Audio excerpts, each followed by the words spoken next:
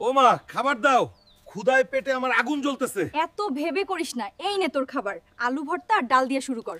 দেখো দেখো খাচ্ছে। শুধু আলু ভর্তা আর ডাল ভালো লাগে না, তুমি সারাদিন এগুলাই খাও আমাকে। তোকে খাওয়াতে খাওয়াতে তো আমি ফকির হয়ে গেলাম। চুপচাপ খেয়ে নে, বেশি কথা বলিস না। এটা কোনো কথা? শোন ওকার মা, আমি তোর খালা বাড়িতে বেড়াতে যাচ্ছি।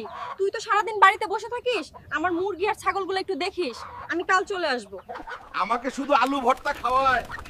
আজ আমি মুরগি দিয়ে ভাত খাবো। মা আসলে বলবো শিয়ালে নিয়ে গেছে। ঠিক আছে ঠিক আছে। মায়ের এই মুরগিটা আজ আমি ফ্রাই করে খাবো। বন্ধুরা, তোমার কে কে এরকম আমার মতো করছো কমেন্টে বলে ফেল। বাহ, এই মুরগিগুলা তো খুব মজাদার। মা মনে হয় এখন চলে আসবে, এগুলাকে জঙ্গলে ফেলে দিয়ে আসি। কি হইছে, এভাবে কান্না করিস কেন? মা, তুমি চলে যাওয়ার পর একটি শিয়াল এসে তোমার মুরগিগুলো চুরি করে নিয়ে গেছে। কথা কি ক্লিয়ার না ভেজাল আছে? কি বললি? শিয়াল মুরগি খেয়েছে না তুই মুরগি খেয়েছিস?